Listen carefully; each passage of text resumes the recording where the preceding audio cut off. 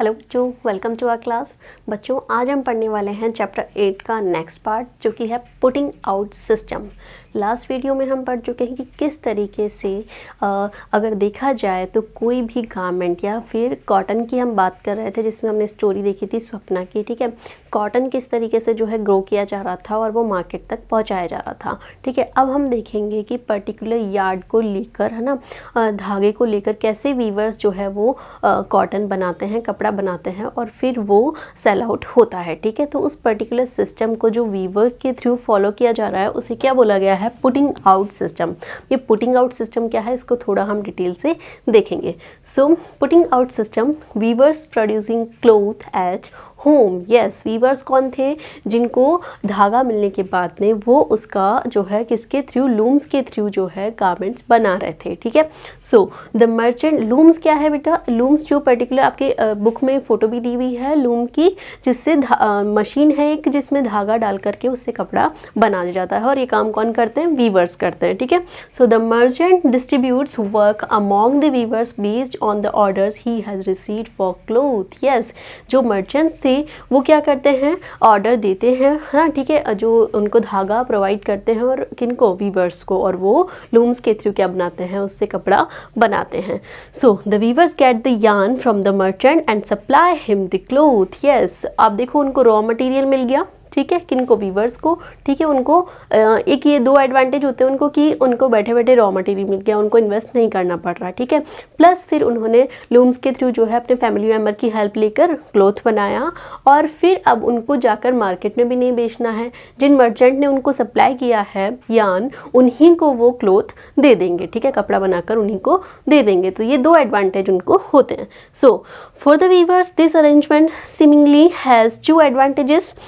The weavers do not have to spend their money on purchases of yarn. ठीक है बच्चों, so also the problem of selling the finished cloth is taken care of. Weavers know from the outset what cloth they should make and how much of it is to be woven. Yes, जो weavers थे वो जानते थे कि उनको किस तरह का कपड़ा बनाना है, जो कि उनको ऑर्डर में मिलता था ना, तो और कितना बनाना है ये उनको ऑर्डर में बता दिया जाता था। ठीक है, सो इस तरीके से उनको बैठे बैठे इस तरीके से जो है रॉ मटेरियल मिल रहा है और जो है मर्चेंट भी उनको मिल रहा है कि किसको उनको देना है बना के, है ना, मार्केट में नहीं जाना है उनको।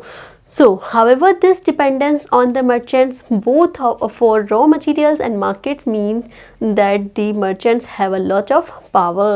Yes, तो आप इसका मतलब समझ रहे हो? किसको एक्चुअल में फ़ायदा हो रहा है?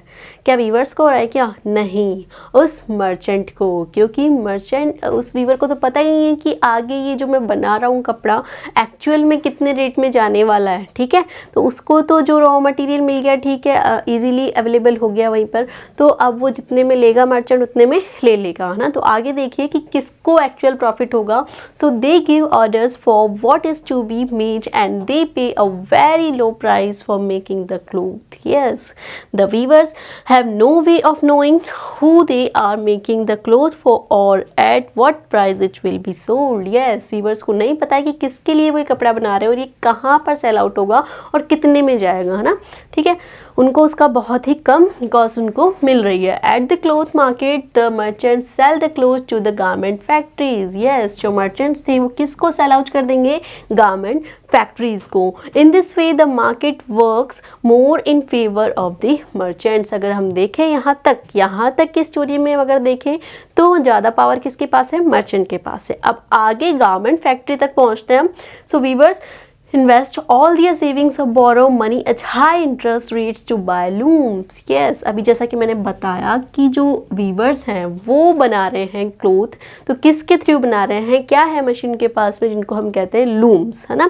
ठीक है, तो अपनी काफ़ी जो सेविंग्स है वो उसको खरीदने में वीवर्स इन्वेस्ट कर देते हैं ना। तो ये लूम कितना महंगा आता है देखिए, each loom cost 20,000 rupees. Yes, so a small weaver with 2 looms has to invest 40,000। Yes, तो अगर छोटे से छोटा अगर वीवर भी है तो उसे एटलीस्ट 2 मशीन तो चाहिए ही ना, 2 लूम तो चाहिए ही। तो 2 लूम का कितना खर्चा हो गया? 40,000 रुपीज़, है ना। So the work on these looms can not be done alone. साथ ही जो है इस लूम पर वो अकेला काम नहीं कर सकता है, एक की हेल्प और चाहिए होती है ना। साथ ही अब इतना खर्चा करने के बाद भी वो कितना कम कमा पा रहा है ना, देखिए। So the weaver and another adult member of his family work up to 12 hours a day to produce clothes. कितने hours काम करना पड़ रहा है? 12 hours काम करना पड़ रहा है बच्चों इनको ना, और किसी एक की हेल्प से, ठीक है। Then for all this work they earn about 3500 per month. Yes, कितना कमा रहे हैं वो? Only 3500 per month. The arrangement between the merchant and the weavers is an example of putting out system. और इसी को हम क्या बोलेंगे, जो ये अरेंजमेंट है किस किस के बीच में, मर्चेंट ने जो रॉ मटेरियल दिया उसका यूज़ करके वीवर ने क्लोथ बनाया, तो इनके बीच का जो अरेंजमेंट है उसी हम क्या बोलेंगे, पुटिंग आउट सिस्टम। ठीक है बच्चों, आगे देखिए। अब ये जो वीवर्स है इनकी हेल्प के लिए कई बार क्या होता है, वीवर्स को उनका मेहनताना नहीं मिल रहा है पूरा, तो इनकी हेल्प के लिए एक कॉर्पोरेटिव सिस्टम भी बनाया गया है जो कि इनको रॉ मटेरियल मर्चेंट से लेकर देगा और उनको ये क्लोथ बना कर देंगे और उनको अच्छा दाम उस पर मिलेगा। ठीक है, तो क्या है ये कॉर्पोरेटिव सिस्टम, देखिए। We have seen that the weavers are paid very little by the merchant under the putting out system. Weavers cooperatives are one way to reduce the dependence on the merchant and to earn a higher income for the weavers. Yes, ये जो system है एक तरीके से क्या है, ये corporative से क्या करते हैं, इनकी हेल्प के लिए कि उनको एक अच्छा उनका जो है दाम मिल जाए, ठीक है, क्लोथ बनाने का, तो उसके लिए क्या करते हैं, ये मर्चेंट से रॉ मटेरियल लेकर इनको देते हैं और क्लोथ बनाकर ये उस कॉर्पोरेटिव को देंगे। ठीक है, so then in a corporative people with common interest come together and work for their mutual benefit. In a weavers corporative the weavers form a group and take up certain activities collectively. They procure yarn from the yarn dealer and distribute it among the weavers. Yes, वो क्या करेंगे, yarn dealer से yarn लेकर इनको देंगे और फिर weavers को distribute कर देंगे, और weavers जो है कम इंटरेस्ट पे उनको ये सब चीज़ें अवेलेबल हो जाती है। So the cooperative also does the marketing, so the role of the merchant is reduced. Yes, तो ये जो cooperative है ये मार्केटिंग का काम भी करेंगे, मतलब क्लोथ उनसे लेकर मार्केट में सप्लाई करेंगे, तो यहाँ पर मर्चेंट की पावर जो है वो बिल्कुल कम हो गई है ना। So and weavers get a fair price on the cloth, और उनको उस क्लोथ का एक सही प्राइस भी मिल रहा है ना। So at times the government helps the cooperatives by buying cloth from them at a reasonable price, for instance Tamil Nadu. तो इस तरीके से जो है कुछ कॉर्पोरेटिव्स, गवर्नमेंट जो है इन कॉर्पोरेटिव्स की हेल्प भी करती है। ठीक है, तो एग्जाम्पल क्या है इसका, तमिलनाडु की गवर्नमेंट ने कैसे जो है एक क्या चलाया है, देखिए, government runs a free school uniform programme. Yes बच्चों, in this state the government procures the cloth for this program from the powerloom weavers cooperatives. Similarly, the government buy cloth from the handloom weavers cooperatives and sells it through stores known as Cooptex. Yes बच्चों, कॉपटेक्स के नाम से इस तरीके से stores जो है तमिलनाडु में देखने को मिलते हैं। वो क्या करते हैं बच्चों, जो स्कूल के बच्चे होते हैं उनकी जो यूनिफॉर्म होती है वो बहुत ही रीजनेबल प्राइस पे बनाने का काम करते हैं ये वीवर्स, और वहाँ पर इनकी जो बच्चों की यूनिफॉर्म वो बहुत कम प्राइस पर मिलती है। इस तरह की शॉप्स आपको और कहीं देखने को नहीं मिलेगी अपने आसपास में ना। सो नेक्स्ट आता है the garment exporting factory near Delhi. Yes, अब मर्चेंट पहुंच गई है ना। मर्चेंट के बाद में कैसे वो फैक्ट्री में जाती है और वहां से कितने में बिकती है वो हम देखेंगे इसमें। देखिए, दिल्ली का एग्जांपल दिया हुआ है, गारमेंट एक्सपोर्टिंग फैक्ट्री है, मतलब वहां से गारमेंट्स एक्सपोर्ट होते हैं बाहर, है ना। तो दिल्ली का एग्जांपल है, क्या है, देखिए, the Erode merchant supplies the cotton cloth produced by the weavers to a garment exporting factory near Delhi. Yes, जो हमने इरोड का एग्जांपल देखा था, ठीक है, वहाँ के मर्चेंट का देखा था कि वो कैसे क्लॉथ बनवा रहे हैं वीवर्स से, है ना। तो वो क्या करेंगे, अब सप्लाई करेंगे कॉटन क्लॉथ को कहाँ पर, उस गारमेंट फैक्ट्री में ना, जो एक्सपोर्टिंग फैक्ट्री वहाँ पर देंगे। ठीक है, वहाँ पर उन्होंने जाके उसको सेल आउट कर दिया है।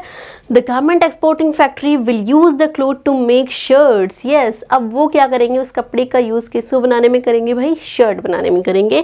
The shirts will be exported to foreign buyers. Yes, और वो शर्ट्स कहाँ पर सेल कर रहे हैं, वो फॉरेन कंट्रीज़ में। ठीक है, तो इस तरीके से ये देखने को मिल रहा है आपको। यहाँ पर कुछ फीमेल्स आपको दिख रही हैं, women workers sewing buttons in a garment factory. Yes, womens भी इनमें इन्वॉल्व हैं, जो कि बटन लगाना, ठीक है, साफ सफाई करना, इस तरीके के काम करती है ना।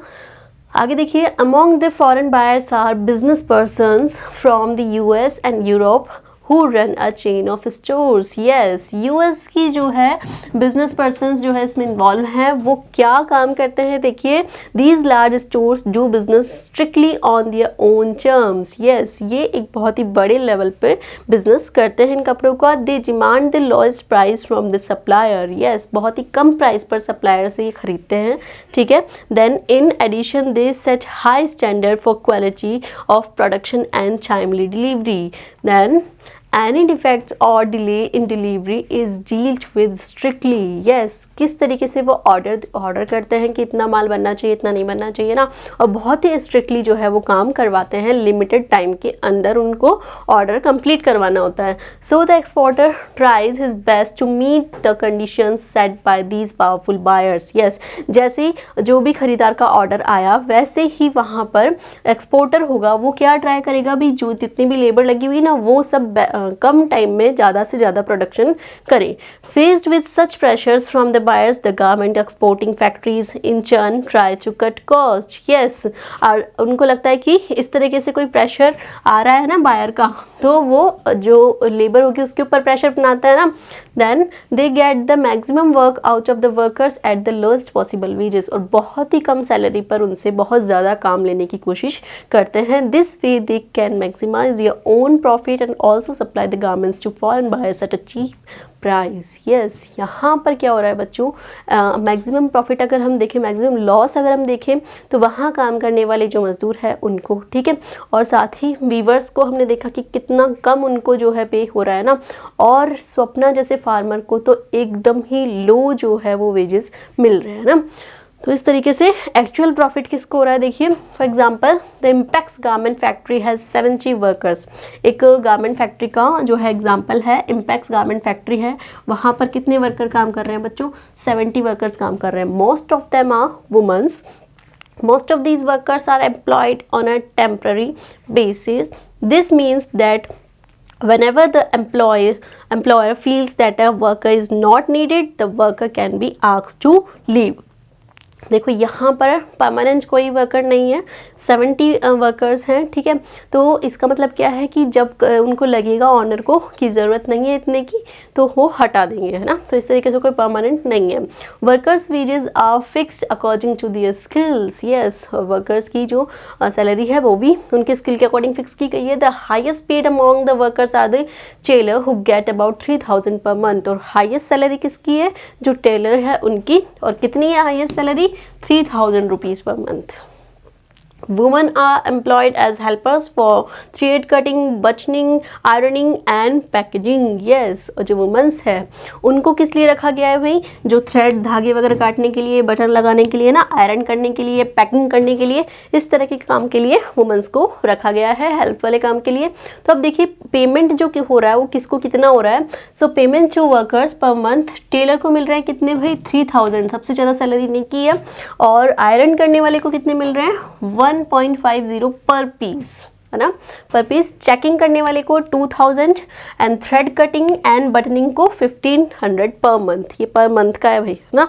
सो इस तरीके से इनको सैलरी मिल रही है। The shirt in the United states, देखो अब गारमेंट फैक्ट्री का हम देख चुके हैं कि उसको कितना प्रॉफिट हो रहा है।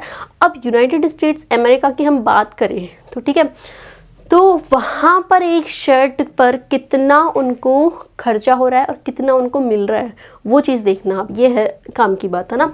सो a number of shirts are on display at a large cloth shop in the United States and are price at $26।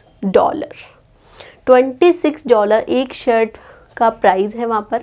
एक शर्ट कितने में बिक रही है, $26 में। $26 मतलब समझ रहे हैं आप, प्रेजेंट टाइम की अगर हम बात करें तो $1 अराउंड 80 रुपीज़ है ना।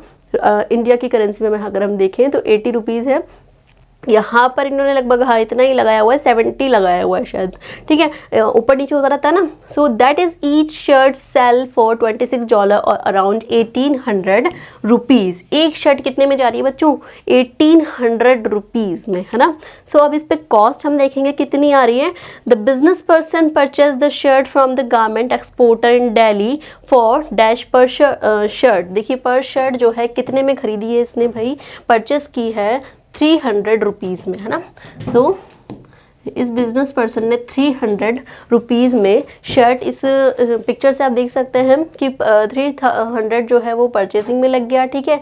स्टोरेज में कितना लग गया? 200 स्टोरेज में लग गया ना। और उसकी एडवर्टाइजिंग करने में, अब कोई भी चीज़ें लास्ट चैप्टर में हमने देखा था कि किस तरीके से प्रोडक्ट का एडवर्टाइजमेंट होगा तभी लोग उसको खरीदने के लिए अट्रैक्ट होंगे, है ना। तो एडवर्टाइजिंग में कितने लग गए? 400 रुपीज़। तो आगे देखिए, so he then spend dash for advertising, कितने लग रहे हैं भाई एडवर्टाइजिंग में? 400 रुपीज़, है ना। सो एंड अनदर डैश पर शर्ट ऑन स्टोरेज, और स्टोरेज में कितने लग रहे थे? ये लास्ट में देखिए आप, स्टोरेज में 200 रुपीज़ लग रहा है ना। तो यहाँ लिख दीजिए स्टोरेज में कितने लग रहे हैं भाई? 200 पर शर्ट, है ना, ठीक है।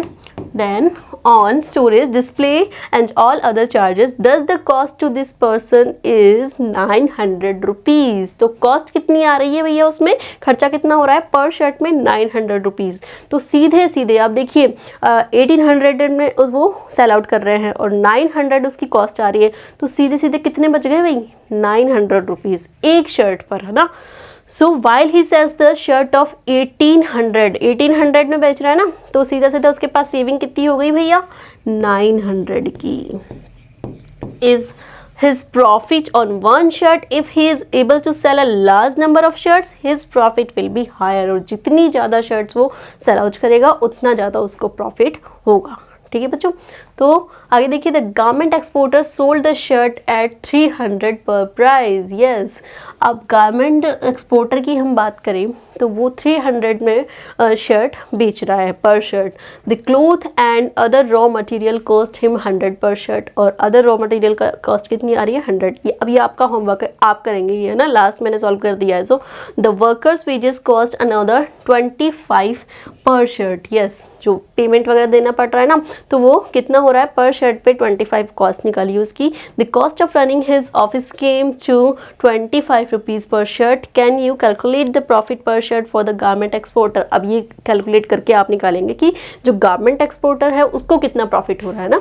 सो आगे देखिए, who are the gainers in the market. Yes, सबसे ज़्यादा कौन गेन कर रहा है मार्केट में? So a chain of markets links the producer of cotton to the buyer at the supermarket. Yes, जो चेन ऑफ मार्केट अगर हम देखते हैं तो प्रोड्यूसर को बायर से क्या करने का काम कर रहा है? ये कनेक्ट करने का, दोनों के बीच चैन का काम करता है। Buying and selling takes place at every step in the chain. Let us recall who were the people who were involved in this process of buying and selling. Did they all gain as much? Yes, अगर हम देखें start से लेकर and तक का, अगर हम देखें जहाँ पर स्वप्ना से लेकर, है ना, उस यूएस की कंपनी तक अगर हम देखें तो क्या सबको सेम प्रॉफिट हो रहा है? क्या नहीं, सबको सेम प्रॉफिट नहीं हो रहा है ना। सो मार्केट एंड इक्वलिटी की हम बात करते हैं, मार्केट और इक्वलिटी की, है ना। So the foreign business person made huge profit in the market. Yes, अगर जो फॉरेन बिजनेस पर्सन है सबसे ज़्यादा अगर प्रॉफिट किसी को हो रहा है तो वो किसको हो रहा है? इस बिजनेस पर्सन को, है ना।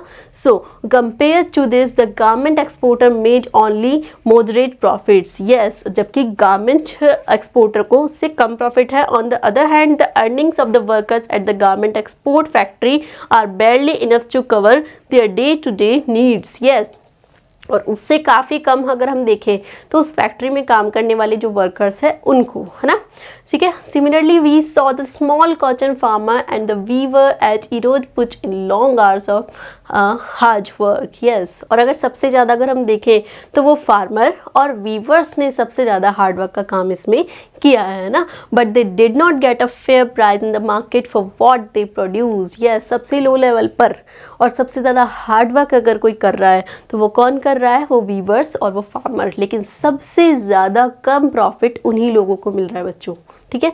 सो compared to the weavers they have earned more but it is still much less than the exporter. yes, अगर हम कंपेयर करें वीवर से तो ठीक है, तो उनका काफ़ी कम है ना, लेकिन जो अगर उससे कंपेयर करते हैं हम जो फॉरेन एक्सपोर्टर है तो भैया उससे तो एकदम कहीं पे कंपेयर कर ही नहीं सकता है ना, कितना ज़्यादा प्रॉफिट उनका है। और यहाँ पर जहाँ पर उस फार्मर की बेसिक नीड्स से पूरी नहीं हो पा रही है ना। तो इस तरीके से सो does not everyone gains equally in the market. Democracy is also about getting a fair wage in the market. On one hand, the market offers people opportunities for work and to be able to sell things that they grow or produce. It could be the farmer selling cotton or the weaver producing cloth. Yes, अगर हम देखें हमारी democratic country है, सबको उसके काम के according जो है सैलरी मिलनी चाहिए है, लेकिन यहाँ पर फार्मर्स के साथ में सही चीज़ नहीं हो रही है। कितना हार्डवर्क वो कर रहे हैं लेकिन उसके अकॉर्डिंग जो है उनको पेमेंट नहीं मिल रहा है ना। सो on the other hand, it is usually the rich and the powerful that get the maximum earning from the market. These are the people who have money and own the factories, the large shops, large land holding, etc. The poor have to depend on the rich and the powerful for various things. या अगर हम देखें जो poor farmers है उनको farming के लिए भी ऐसे लैंडलॉर्ड्स के ऊपर डिपेंड रहना पड़ता है। जैसे स्वप्ना के केस में आपने देखा कि उसको फार्मिंग के लिए कैसे उस रिच मैन पर जो है वो डिपेंड हो गई है ना, तो उससे उसको पैसा लेना पड़ा, विद इंटरेस्ट उसको उसने चुकाया भी और काफ़ी कम पेमेंट उसको मिल पाया ना। यहाँ पर आप देख सकते हो इस तरीके से, did you know that the readymade clothes that you buy require the work of so many different persons. Yes, ये जो रेडीमेड क्लोथ्स आप किसी भी शॉप पर देखते हो, किसी भी मॉल में देखते हो, तो क्या आपको पता है उसके पीछे कितने लोगों की मेहनत है, कैसे वो वहाँ तक पहुँचा है, आप जान चुके हैं चैप्टर के थ्रू, है ना। So they have to depend for loans, as in the case of Swapna, the small farmer, for raw materials and marketing of their goods, weavers in the putting out system, and most often for employment workers at the garment factory. Yes, जैसा कि मैंने आपको बताया, स्वप्ना जो है वो काफ़ी अपने मतलब फार्मिंग के लिए जो लैंडलॉर्ड था उसके ऊपर वो डिपेंड थी, ठीक है, और रॉ मटेरियल के लिए, मार्केटिंग के लिए, ठीक है, वो वीवर्स जो थे वो उन मर्चेंट्स पे डिपेंड थे ना। तो इस तरीके से जो सबसे ज़्यादा हार्डवर्क कर रहा है उन्हीं को सबसे ज़्यादा डिपेंड रहना पड़ रहा है ना। ठीक है बच्चों, तो यहाँ पर आप देख चुके हैं कि सबसे ज़्यादा प्रॉफिट किसको हो रहा है, जो फॉरेन एक्सपोर्टर है उनको हो रहा है, और सबसे कम अगर किसी को सैलरी मिल रही है या सबसे कम मुनाफा किसी को हो रहा है तो वो इन फार्मर्स और वीवर्स को, ठीक है, जिनका सबसे ज़्यादा हार्डवर्क इसमें है। ठीक है बच्चों, तो चैप्टर के थ्रू हम समझ चुके हैं किस तरीके से ये गारमेंट्स जो है आप तक पहुँचते हैं और कितनी लोगों की मेहनत इनके पीछे होती है और प्रॉफिट किसको कम और किसको ज़्यादा है। ठीक है, नेक्स्ट वीडियो जो होगा वो क्वेश्चन आंसर्स का होगा, इतना आप अच्छे से समझिए। Thank you so much.